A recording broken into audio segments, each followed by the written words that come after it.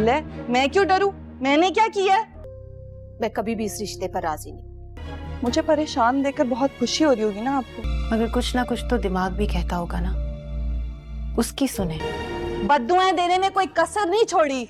दिल की सुनने वाले हमेशा घाटे में रहते हैं। मामा, माफ कर दे, बहुत बड़ी गलती कर दी मैंने। ड्रामा सीरियल दो किनारे के आने वाले एपिसोड में आप लोग देखेंगे इस बार वलीद बहुत ही ज्यादा मजबूर पड़ चुका है और उसने जेल से अपनी बेल तो करवा ही दी, लेकिन वापस घर आने के बाद वलीद काफी ज्यादा रोने की हालत में था और काफी ज्यादा मजबूर था। इस बार तो दुरेशेवार ने वलीद को बहुत ही ज्यादा मजबूर कर चुका है। उसने अपनी बेटी को हासिल करने के लिए हर वो मुमकिन कोशिश की। इस बार तो वो दुआ को अपने साथ ही लेकर आ गया था, लेकिन दुरेशेवार ने एक दफा फिर वलीद पर इल्जाम लगाकर और अपनी बेटी दुआ उससे छीन ली। दुरेशेवार अपनी बेटी से बेजार भी बहुत ज्यादा है, लेकिन फिर भी पता नहीं क्यों वो वलीद को दुआ नहीं देना चाहती। ऐसी सूरत में दोस्तों दुआ का जिंदा रहना मुश्किल लगता है, क्योंकि दुआ अपने माँ बाप के बीच में फंस चुकी है, जबकि उसका बाप तो हर तरह से अपनी बेटी का ख्याल रखना चाहता है। लेकिन वहीं दूसरी तरफ दुरेशेवार वलीद को बदनाम और जलील करने के लिए ये सब कुछ करती है। ऐसी सूरत में मावरा वलीद को बहुत हिम्मत देती रहती है कि फिलहाल आप जितने परेशान हैं, कल को यही सारी परेशानी दुरेशेवार के पास होगी, और जब वो हमारे पास अपने गुनाहों की माफी मांगने के लिए आएगी तब वलीद आपने भी उसे माफ बिल्कुल भी नहीं करना। लेकिन मैं जानती हूँ कि आपका ज़र्फ बहुत बड़ा है, आप उसे माफ कर देंगे, लेकिन वलीद फिलहाल आपको सब्र से काम लेना होगा,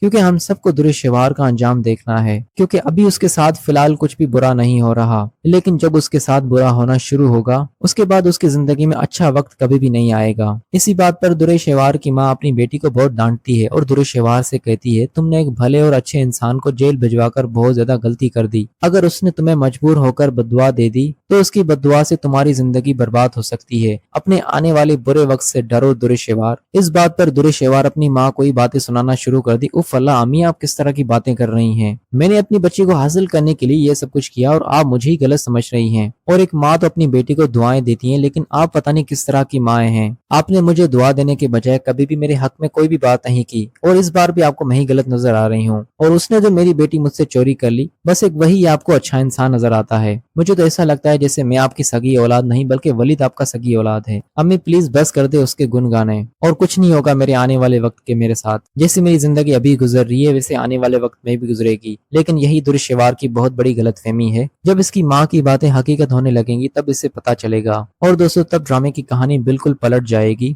और जितना इस वक्त दुरेशेवार हवाओं में उड़ रही है उतनी ही वो जमीन पर गिर जाएगी, और तब उसके पास कोई भी उसके हक में बात करने के लिए नहीं होगा, और ना ही उसके पास पैसा होगा, और ना ही उसके पास किसी भी तरह की कोई भी पावर होगी। जिस पावर के और पैसे के बल पर वो ये सब कुछ कर रही है, आने वाले वक्त में उसके पास ये सारी आसाइशें छिन जाएंगी। क्योंकि अब धीरे धीरे दुरेशेवार के बुरे दिन शुरू हो रहे हैं, क्योंकि अब शहीर भी पूरी तरह से अपने घर वालों के हक में है, और वो भी फूटी कौड़ी के साथ दुरेशेवार को तलाक देने के लिए राजी हो चुका है। और दुरेशेवार को शहीर की तरफ से कुछ भी नहीं मिल पाएगा और शहीर से उसकी तलाक भी हो जाएगी।